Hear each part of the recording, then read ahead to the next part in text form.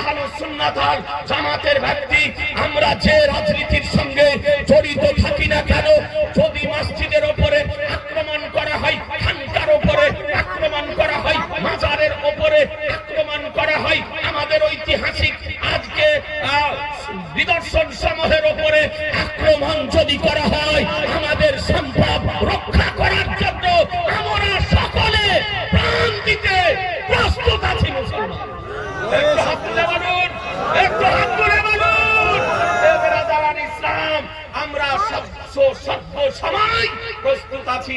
আপনারা জানেন আজ ভারতবর্ষের পার্লামেন্টে আজকে ওয়াকফ বিল পাস হতে চলেছে। আজকে ওয়াকফ বিল পাস হতে চলেছে। মসজিদ, মাদ্রাসা, খানকা, দরগা এই যে সমস্ত আমাদের পূর্বপুরুষগণ ভারতবর্ষের বুকে আল্লাহর হস্তে যে সম্পদ দান করে গিয়েছে, আজকে সেই সম্পদকে ওয়াকফ বিল পরিবর্তন করে হস্তক্ষেপ করতে চাইছে। আজিজানে মোহতারাম, এর বিরুদ্ধে আমাদের ঐক্যবদ্ধ হওয়ার প্রয়োজন আছে না নাই? আছে। মুসলমানকে ফকির বানানোর ষড়যন্ত্র করা হচ্ছে, মুসলমানদেরকে নিঃস্ব করার ষড়যন্ত্র চলছে, মুসলমানদেরকে আজকে অসহায় বানানোর ষড়যন্ত্র চলছে। এ বিল যেন না পাস হয়, তার জন্য আমাদেরকে ঐক্যবদ্ধ হওয়ার দরকার আছে না? অনুরোধ করে বলবো, যে রাজনীতি করুন না কেন, কিন্তু অন্যায়ের বিরুদ্ধে আমাদেরকে রুখে দাঁড়াতে হবে।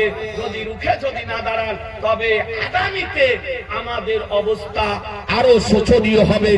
আজিজানে মোহতারাম, আপনাদেরকে একটি কথা বলি, আল্লাহ তাআলা কোরআন শরীফের মধ্যে বলেন, ওয়াতাসিমু বিহাবলিল্লাহি জামিআন ওয়া লা তাফাররাকু। 4 পারা সূরা আল ইমরান মধ্যে আল্লাহ তাআলা পরিষ্কার ভাবে বলেছেন যে তোমরা আল্লাহর রশ্মিকে মজবুত করে ধরো, আল্লাহর রশ্মিকে মজবুত করে ধরো, নিজেদের মধ্যে আলাদা হয়ে যেও না, নিজেদের মধ্যে আলাদা হয়ে যেও না। আজিজানে মোহতারাম, আপনাদেরকে বলবো, যদি আমরা ঐক্যবদ্ধ হয়ে যদি থাকি, এরএচপি বলেন, ফাসিহি বলেন, আশরাফি বলেন, আজকে কালিমি বলেন, আমরা আহলুস সুন্নাত ওয়াল জামাতের অনুসারীগণ এক প্ল্যাটফর্মে এখনো যদি দাঁড়িয়ে যায়, এমন কোন ভারতে শক্তি নেই যা আমাদের উপরে আঙ্গুল উঠাতে পারে। আপনাদেরকে বলি, এক প্ল্যাটফর্মে থাকুন। আমরা যে তরিকারই অন্তর্ভুক্ত হই না কেন, আমরা সুন্নি, হানাফি, আমরা এক হয়ে এ তাহরিকে রাজায়ে মুস্তাফার সংগঠনের মাধ্যমে কাজ করব। বলুন ইনশাআল্লাহ, জোরে বলুন ইনশাআল্লাহ। বেরাদারান ইসলাম, আর আমি উলামায়ে কেরামদেরকে অনুরোধ করব, আপনাদের আলোচনায়, আপনাদের বক্তৃতায়, আপনাদের মাধ্যমে যেন ভুল মেসেজ আমার সুন্নি জনগণের নিকটে যেন না যায়। আপনার আলোচনার মাধ্যমে কোন সিলসিলার বিপক্ষে যেন বক্তব্য না হয়, কোন সিলসিলা বিরোধী বক্তব্য যেন না হয়, আপনার বক্তব্যের মধ্যে কোন আল্লাহর ওলির বিপক্ষে বক্তব্য যেন না হয়। আপনাদের কাছ থেকে সুন্নি জনগণের নিকটে যেন সঠিক ইসলামিক মেসেজটা যেন যায়।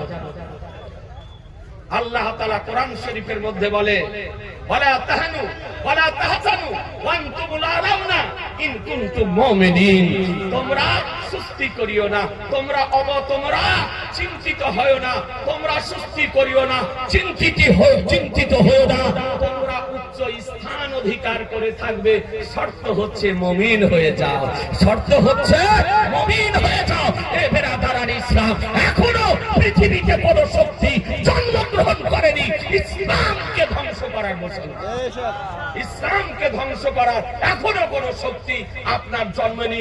আপনাদেরকে বলবো, আল্লাহ তাআলা মনোনীত, পছন্দনীয়, নির্বাচিত, প্রদানকৃত ধর্ম একটি ধর্ম, তার নাম হলো ইসলাম। আর যে ইসলাম ধর্মের ধারক ও বাহক আমার দয়ার নবী, মায়ার নবী, রহমতের নবী, নবী মুহাম্মদুর রাসূলুল্লাহ সাল্লাল্লাহু তাআলা আলাইহি সাল্লাম তৎসহ পীর ওলিয়া উলিয়া মাশাইখগণ আজকে সারা পৃথিবীতে আজকে কাজ করতেছেন। আপনাদেরকে অনুরোধ করব ভাই, ভারতবর্ষের খুব দুরবস্থা, একের পর এক অঘটন ঘটিয়ে চলেছে। একটা অপশক্তি, একটা সাম্প্রদায়িক শক্তি এই ভারতবর্ষে মাথা চালা দিয়েছে। এই সাম্প্রদায়িক শক্তির আমরা শক্তিকে ধিক্কার জানাই। এ বেরাদার, আমরা চাই না যে ভারতবর্ষে আমাদের দ্বন্দ্ব হোক। আমরা যেমন পূর্বে হিন্দু মুসলমান আমরা ঐক্যবদ্ধ ভাবে কাঁধে কাঁধ মিলিয়ে জীবন যাপন করেছি, আমরা এই রকমই চাই যে আমরা সকলে মিলে ভারতকে মুক্ত করেছি। এ গণতান্ত্রিক দেশে আমরা সকলে মিলে বসবাস করব। এ দেশের নিয়ম, গণতান্ত্রিক দেশে কারো অধিকার নেই। এ বেরাদার আর ইসলাম সকলেরই, কারো বাপের পৈতৃক সম্পত্তি নয়, সকলেরই বসবাস করার অধিকার আছে। যেমন হিন্দুর বসবাস করার অধিকার আছে, তেমনি মুসলিমের বসবাস করার অধিকার আছে, তেমনি খ্রিস্টানের বসবাস করার অধিকার আছে, তেমনি যে কোনো জাতির বসবাস করার অধিকার আছে। সুতরাং কোন জাতি যদি আপনার স্বপ্ন দেখে, তাদের স্বপ্ন দেখাটা ব্যর্থ হবে, ব্যর্থ হবে। এ দেশ হাজার দেশ, আর দেশ দেশ অপেক্ষা করুন। যারা কেস করেছেন, সোশ্যাল মিডিয়ার মাধ্যমে বার্তা দিতে চাই, এখনো কেস উঠ্র করুন, এখনো খাজা গরিবের নামাজের মাজার শরীফে হাত দেওয়া থেকে বিরত থাকুন। এত আজকে আপনাদের উপরে খোদার গজব পড়বে, পড়বে, পড়বে। এই মুহূর্তে আমাদেরকে ঐক্যবদ্ধ হওয়ার বিশেষ প্রয়োজন আছে। তাই অত্র এলাকার বুদ্ধি সম্পন্ন সচেতন ব্যক্তিদের সুপরামর্শে, ওলামায়ে কেরামদের উদ্যোগে ও নেতৃত্বে তাহরিকে রাজায়ে মুস্তাফা এই সংগঠন তৈরি করা হয়েছে। এই সংগঠনকে আমি মোবারকবাদ জানিয়ে আমার এখানে আলোচনার সমাপ্তি ঘোষণা করছি। ওয়ামা আলাইনা ইল্লাল বালাগ, আস্তাগফিরুল্লাহ রাব্বি মিন কুল্লি জামবি ওয়া আতুবু ইলাইহি, লা ইলাহা ইল্লাল্লাহু মুহাম্মাদুর রাসূলুল্লাহ সাল্লাল্লাহু তাআলা আলাইহি ওয়াসাল্লাম। এ বেরাদার, পরিশেষে বলি, আরেকটি বিষয় বলতে ভুলে গেছি। কখনো আল্লাহর বিরুদ্ধে বলা হচ্ছে, আবার কখনো নবীর বিরুদ্ধে বলা হচ্ছে। জি, কিছু নারা, কিছু এই গেরুয়া পোশাক পরা, এইরকম কিছু খাবিস মারদুদ আপনার আমার নবীর মহান ব্যক্তিত্ব আলোচনা করতেছে, তাওহীন করতেছে। এগুলো হচ্ছে সব ধ্বংসের লক্ষণ। এ বেরাদার আল ইসলাম, এইরকম আধা নাড়া যদি আমার রাসূলুল্লাহর বিপক্ষে যদি বলে, তা আপনার কিছু যায় আসে না। তবে ভারতবর্ষে সেকুলার দেশে আমি সোশ্যাল মিডিয়ার মাধ্যমে এই মেসেজ দিতে চাই, ভারতবর্ষের পার্লামেন্টে এমন কোন একটি আইন পাস করা হোক যেন কোন সম্প্রদায়, কোন সম্প্রদায়ের ধর্মগুলোর উপরে আপনার আঙ্গুল দিতে না পারে, অবমাননা করতে না পারে, অসম্মান যেন করতে না পারে। তার জন্য কেউ যদি করে, তার জন্য দৃষ্টান্তমূলক শাস্তির ব্যবস্থা করা হোক। এইরকম আইন পার্লামেন্টে পাস করা হোক। মুসলমান, আমাদের যারা নেতৃত্বে আছেন, আমাদের যারা এমএলএ, আমাদের যারা এমপি, আমাদের যারা এইরকম নেতৃত্ব আছে, তাদেরকে আমি বলবো পার্লামেন্টে আওয়াজ তোলার জন্য যে এইরকম কোন ধর্মগুরুর বিরুদ্ধে যদি অবমাননা করা হয়, অসম্মান সূচক শব্দ কেউ যদি ব্যবহার করা হয়, তার বিরুদ্ধে তাকে আইনের আওতাতে নিয়ে এসে তার বিচার করা হোক এবং দৃষ্টান্তমূলক শাস্তির ব্যবস্থা করা হোক। আপনারা রাজি আছেন না?